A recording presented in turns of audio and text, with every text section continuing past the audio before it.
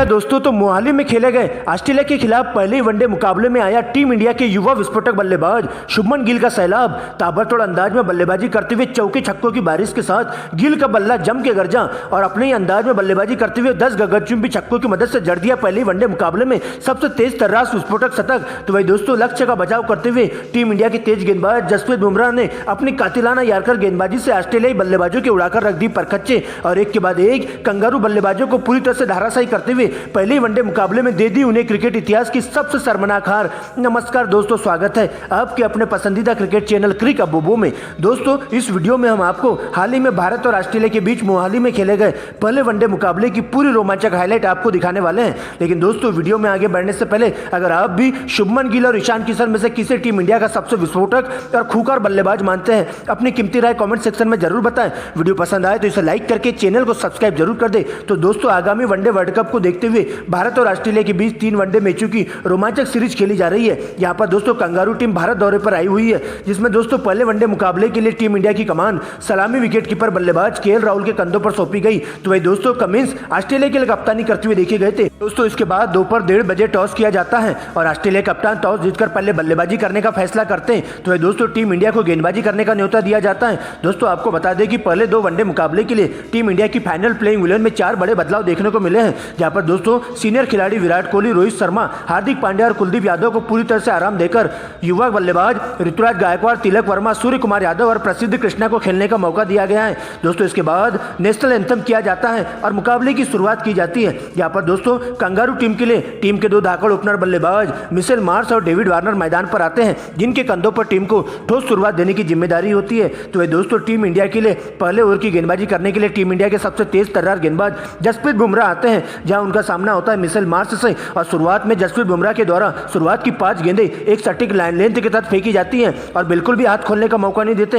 लेकिन दोस्तों, अंतिम गेंद पर मिशेल मार्श के द्वारा फाइन लेग की दिशा में एक करारा चौका जड़ दिया जाता है और इस प्रकार से दोस्तों एक ओवर की समाप्ति पर कंगारू टीम का स्कोर बिना विकेट गंवाए 4 रनों तक पहुंच जाता है। लेकिन दोस्तों, इसके बाद दूसरे ओवर में तेज गेंदबाज मोहम्मद सिराज की एंट्री होती है। उनका सामना होता है डेविड वार्नर से, जहां पर दोस्तों पहली तेज गति से पटकी हुई गेंद कोण बदलकर तेजी से अंदर की तरफ आती है और वार्नर के पैड से जाकर लगती है, जहां पर दोस्तों एलबीडब्ल्यू की जोरदार अपील देखने को मिलती है और अंपायर के द्वारा आउट का डिसीजन दे दिया जाता है। लेकिन दोस्तों, कंगारू बल्लेबाजों के द्वारा डीआरएस लेने पर क्लियर हो जाता है कि गेंद स्टंप के ऊपर से निकल रही थी। ऐसे में दोस्तों अंपायर को अपने डिसीजन को वापस लेना होता है और इस प्रकार से मोहम्मद सिराज के दूसरे ओवर में पूरी तरह से मैदान जाता है। लेकिन दोस्तों, इसके बाद दोनों ही सलामी बल्लेबाज मिलकर कछुए की चाल से ऑस्ट्रेलिया की पारी को सिंगल डबल के साथ आगे बढ़ाने का काम करते जाते हैं और लगातार स्ट्राइक रोटेट करते हुए 10 ओवर की समाप्ति पर कंगारू टीम का स्कोर 50 रनों तक पहुंच जाता है। लेकिन दोस्तों, इसके बाद 11वें ओवर में टीम इंडिया के तेज गेंदबाज जसप्रीत बुमराह की एंट्री होती है और आते ही दोस्तों ओवर की पहली गेंद पर 51 रनों के स्कोर पर ऑस्ट्रेलिया को पहला बड़ा झटका डेविड वार्नर के रूप में लग जाता है,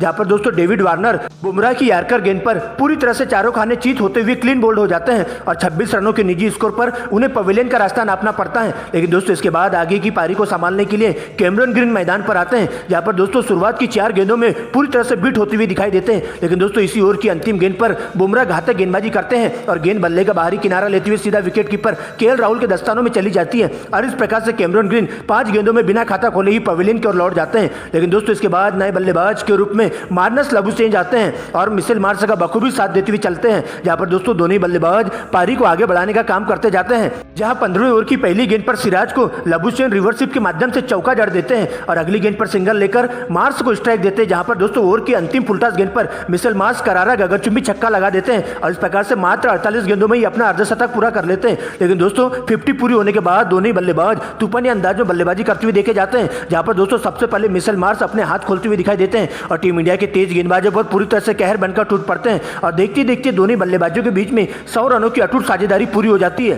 लेकिन दोस्तों, इस पनपने हुई साझेदारी पर पूरी तरह से पूर्ण विराम लगाने के लिए 25वें ओवर की गेंदबाजी करने के लिए लॉर्ड शार्दुल ठाकुर आते हैं, जहां पर दोस्तों ओवर की दूसरी गेंद पर 150 रनों के स्कोर पर ऑस्ट्रेलिया को तीसरा बड़ा झटका मिशेल मार्श के ग्रुप में लग जाता है, जहां पर दोस्तों अच्छी लाइन में दिखाई दे रहे मिशेल मार्श 68 गेंदों में 72 रन बनाकर पवेलियन का रास्ता नाप लेते हैं, जहां पर दोस्तों मोहम्मद सिराज उन्हें क्लीन बोल्ड कर देते हैं और उनके चौके से 6 चौके और 2 गगनचुंबी छक्के देखने को मिलते हैं। लेकिन दोस्तों, इसके बाद पारी को आगे बढ़ाने के लिए स्टीव स्मिथ मैदान पर आते हैं और अगली गेंद पर सिंगल लेकर लबुशेन को स्ट्राइक देते हैं, जहां पर दोस्तों ओवर की अंतिम गेंद पर लबुशेन एक और रिवर्स स्विप के माध्यम से अपना अर्धशतक पूरा कर लेते हैं, जहां पर उनके बल्ले से 50 रन 52 रनों की गेंद पर देखने को मिलता है। लेकिन दोस्तों, इसके बाद मोहम्मद सिराज की एंट्री होती है, जहां पर दोस्तों 27 ओवर की गेंदबाजी करने के लिए सिराज आते हैं और आते ही कंगारू टीम पर पूरी तरह से काल बनकर टूट पड़ते हैं। यहाँ पर दोस्तों ओवर की पहली गेंद पर 162 के स्कोर पर चौथा बड़ा झटका लबुशेन के रूप में कंगारू टीम को लग जाता है। इसके बाद नए बल्लेबाज के रूप में मैक्सवेल की एंट्री होती है, लेकिन दोस्तों इसी ओवर की अंतिम गेंद पर एक बार फिर से मोहम्मद सिराज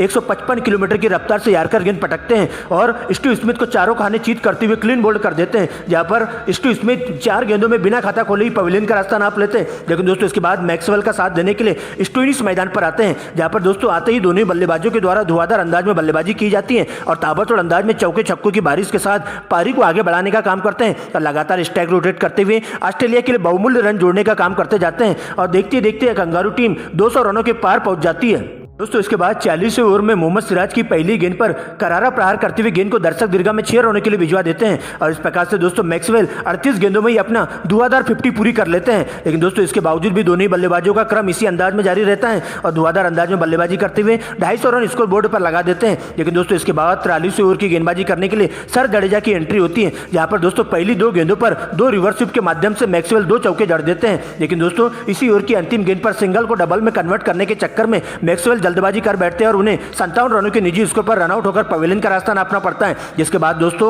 नए बल्लेबाज के रूप में सलामी विकेट कीपर बल्लेबाज एलेक्स कैरी मैदान पर आते हैं और मार्क स्टोइनिस के साथ मिलकर लगातार स्ट्राइक रोटेट करते हुए अंतिम के ओवरों में तूफानी अंदाज में बल्लेबाजी करते हुए देखे जाते हैं। यहाँ पर दोस्तों दोनों ही बल्लेबाज मिलकर अंतिम के 5 ओवरों में पूरे 50 रन स्कोर बोर्ड पर टांग देते हैं और इस प्रकार से दोस्तों कंगारू टीम पूरे 50 ओवर के खेल में 6 विकेट गंवाकर स्कोर बोर्ड पर 299 रन बना लेती है और टीम इंडिया को इस मुकाबले में जीत हासिल करने के लिए पूरे 300 रनों का लक्ष्य दिया जाता है। जहां पर दोस्तों टीम इंडिया की तरफ से जसप्रीत बुमराह और मोहम्मद सिराज के खाते में 2-2 विकेट जाते हैं, जबकि दोस्तों शार्दुल ठाकुर और रविंद्र जडेजा के खाते में 1-1 विकेट जाते हैं। दोस्तों इसके बाद 300 रनों के लक्ष्य का पीछा करने टीम इंडिया के 2 धाकड़ युवा ओपनर बल्लेबाज शुभमन गिल और ईशान किशन मैदान पर आते हैं। तो वही दोस्तों कंगारू टीम के लिए पहले ओवर की गेंदबाजी करने के लिए तेज गेंदबाज स्टार्क की एंट्री होती है, जहां पर दोस्तों उनका सामना होता है शुभमन गिल से और पहली गेंद पर हल्के हाथों से खेलते हुए सिंगल लेकर स्ट्राइक ईशान किशन को दे देते हैं। जहां पर दोस्तों इसी ओवर की अंतिम गेंद पर ईशान किशन के द्वारा स्ट्रेट ड्राइव के माध्यम से करारा चौका जड़ दिया जाता है और इस प्रकार से दोस्तों एक ओवर की समाप्ति पर टीम इंडिया बिना विकेट गंवाए 4 रनों तक पहुंच जाती है। लेकिन दोस्तों दूसरे ओवर में कप्तान पैट कमिंस की एंट्री होती है, जहां पर दोस्तों उनके द्वारा घातक गेंदबाजी की जाती है और इनस्विंग आउटस्विंग करते हुए दोनों बल्लेबाजों को खासा परेशान कर देते हैं और इस तरह से कमिंस के इस ओवर में कोई भी रन नहीं आते हैं और टीम इंडिया का स्कोर अभी भी 6 रनों पर रुका रहता है। लेकिन दोस्तों इसके बाद तीसरे ओवर की गेंदबाजी करने के लिए तेज गेंदबाज स्टार्क आते हैं, जहां पर दोस्तों शुभमन गिल के द्वारा हाथ खोलते हुए दिखाई देते हैं और अंतिम 2 गेंदों पर बैक टू बैक 2 करारे चौके जड़ दिए जाते हैं। तो वही दोस्तों चौथे ओवर में कमिंस को टारगेट करते हुए ईशान किशन का गुस्सा 7वें आसान पर दिखाई देता है। यहाँ पर दोस्तों शुरुआत की 3 गेंदों पर 3 करारे चौके फैन लेग की दिशा में शुभमन गिल के द्वारा जड़ दिए जाते हैं और इस प्रकार से दोनों ही बल्लेबाज लगातार स्ट्राइक रोटेट करते हुए जरूरत के मुताबिक सिंगल को डबल और चौके भरमाते हुए 10 ओवर के समाप्ति पर टीम इंडिया के स्कोर को बिना विकेट गंवाए 66 रनों तक पहुंचा देते हैं और आगे भी इसी अंदाज में दोनों ही सलामी बल्लेबाज बल्लेबाजी करते हुए चले जाते हैं और टीम इंडिया के लिए बहुमूल्य रन जोड़ने का काम करते जाते हैं। लेकिन दोस्तों इसी बीच इस पार्टनरशिप के ताबूत में कील ठोकने के लिए कंगारू टीम के गेंदबाज कैमरन ग्रीन की एंट्री होती है, जहां पर दोस्तों 14वें ओवर में आते ही पूरी तरह से टीम इंडिया की बड़ी मछली का शिकार कर जाते हैं। जहां पर दोस्तों अच्छी लाइन में दिखाई दे रहे हैं बाएं हाथ के विस्फोटक बल्लेबाज ईशान किशन को 32 रनों के निजी स्कोर पर एलबीडब्ल्यू आउट कर देते हैं और इस प्रकार से दोस्तों उनके आउट होते ही नए बल्लेबाज के रूप में केएल राहुल मैदान पर आते हैं और शुभमन गिल का बखूबी साथ देते हुए चलते हैं। लेकिन दोस्तों दोनों ही बल्लेबाज अपनी अंदाज में बल्लेबाजी करते हुए देखे जाते हैं और इसके बाद तो दोस्तों 16 ओवर में कैमरन ग्रीन को पहली फुलटॉस गेंद पर करारा छक्का लगाते हुए शुभमन गिल अपना 50 पूरा कर लेते हैं और देखते देखते 20 ओवर की समाप्ति पर टीम इंडिया का स्कोर 1 विकेट के नुकसान पर 128 रनों तक पहुंच जाता है। लेकिन दोस्तों इसके बाद दोनों ही बल्लेबाज तूफानी अंदाज में बल्लेबाजी करते हुए जाते हैं और लगातार बढ़ रहे स्ट्राइक रेट को देखते हुए अपने हाथ खोलते हुए लगातार हर गेंदों पे सिंगल को डबल में और चौके को छक्कों में कन्वर्ट करना चालू कर देते हैं और देखते देखते दोनों ही बल्लेबाजों के बीच में 50 रनों से ज्यादा की पार्टनरशिप पूरी हो जाती है। जहां पर दोस्तों केएल राहुल भी शुभमन गिल का बखूबी साथ देते हुए जाते हैं और लगातार अंदाज में स्ट्राइक रोटेट करते हुए अपना 50 पूरा कर लेते हैं। लेकिन दोस्तों इसी बीच 25 ओवर की गेंदबाजी करने के लिए ऑस्ट्रेलिया के स्पिन गेंदबाज एडम जंपर की एंट्री होती है और आते ही टीम इंडिया की 2 बड़ी मछली का शिकार कर जाते हैं और एक ही ओवर में टीम इंडिया को पूरी तरह से बैकफुट पर ढकेल देते हैं। जहां पर दोस्तों केएल राहुल को 50 रनों के स्कोर पर एलबीडब्ल्यू आउट कर देते हैं। जिसके बाद दोस्तों नए बल्लेबाज तिलक वर्मा आते हैं, लेकिन दोस्तों इसी ओवर की अंतिम गेंद पर स्लिप में कैच आउट हो जाते हैं, जो कि बिना खाता खोले सस्ते में अपना विकेट गंवाते हुए पवेलियन का रास्ता नाप लेते हैं और इस प्रकार से टीम इंडिया पूरी तरह से मुश्किल में आ जाती है। लेकिन दोस्तों इसके बाद संकट मोचन का रूप लेकर नए नए बल्लेबाज सूर्य कुमार यादव मैदान पर आते हैं, जहां पर दोस्तों आते ही मार्क स्टोइनिस के एक ही ओवर में सूर्या के बल्ले से 2 करारे चौके देखने को मिलते हैं। तो वही दोस्तों अगले ओवर में शुभमन गिल भी धुआंधार अंदाज में बल्लेबाजी करते हैं और 2 छक्के और 2 चौकों की मदद से 90 गेंदों में अपना शतक पूरा कर लेते हैं और मार्क स्टोइनिस की पूरी तरह से धज्जियां उधेड़ कर रख देते हैं। दोस्तों इसके बाद तो दोनों ही बल्लेबाज तूफानी अंदाज में बल्लेबाजी करते हुए देखे जाते हैं और कंगारू टीम के तेज गेंदबाजों के साथ साथ स्पिन गेंदबाजों पर पूरी तरह से हावी हो जाते हैं और टीम इंडिया के लिए बहुमूल्य रन जोड़ने का काम करते जाते हैं। लेकिन दोस्तों इसी बीच 45 ओवर की गेंदबाजी करने के लिए मार्क स्टोइनिस आते हैं, जहां पर दोस्तों सूर्य कुमार यादव का बल्ला जम के गरजता है और एक ही ओवर में 2 छक्के और 2 चौकों की मदद से अपना अर्धशतक पूरा करते हैं। तो भाई दोस्तों अगले ही ओवर में शुभमन गिल भी अपने 150 रन पूरे कर लेते हैं और इस प्रकार से 48 ओवर की समाप्ति पर टीम इंडिया 3 विकेट गंवाकर स्कोर बोर्ड पर 260 रन बना लेती है। लेकिन दोस्तों इसके बाद अंतिम के 2 ओवरों में टीम इंडिया को इस मुकाबले में जीत हासिल करने के लिए पूरे 40 रनों की दरकार होती है, जहां पर दोस्तों 49वें ओवर में सबसे पहले मिचेल स्टार्क को टारगेट करते हुए सूर्य कुमार यादव 2 गगनचुंबी छक्के और 2 चौकों की मदद से 20 रन बटोर लेते हैं और टीम इंडिया को जीत के दहलीज पर लाकर खड़ा कर देते हैं। लेकिन दोस्तों इसके बाद अंतिम ओवर की गेंदबाजी करने के लिए ऑस्ट्रेलिया के तेज गेंदबाज मार्क स्टोइनिस आते हैं और टीम इंडिया को अगली 6 गेंदों में 20 रनों की दरकार होती है, जहां पर उनका सामना होता है शुभमन गिल से। लेकिन दोस्तों सर पर कफन बांधकर आए शुभमन गिल शुरुआत की 2 गेंदों में बिल्कुल भी हाथ नहीं खोल पाते हैं। लेकिन दोस्तों अंतिम की 4 गेंदों में करारा जवाब देते हुए 2 छक्के और 2 चौकों की मदद से 20 रन बटोर लेते हैं और इस प्रकार से दोस्तों टीम इंडिया इस रोमांचक मुकाबले में कंगारू टीम को 7 विकेट से रन देती है और 300 रनों का टारगेट आसानी से हासिल कर लेती है।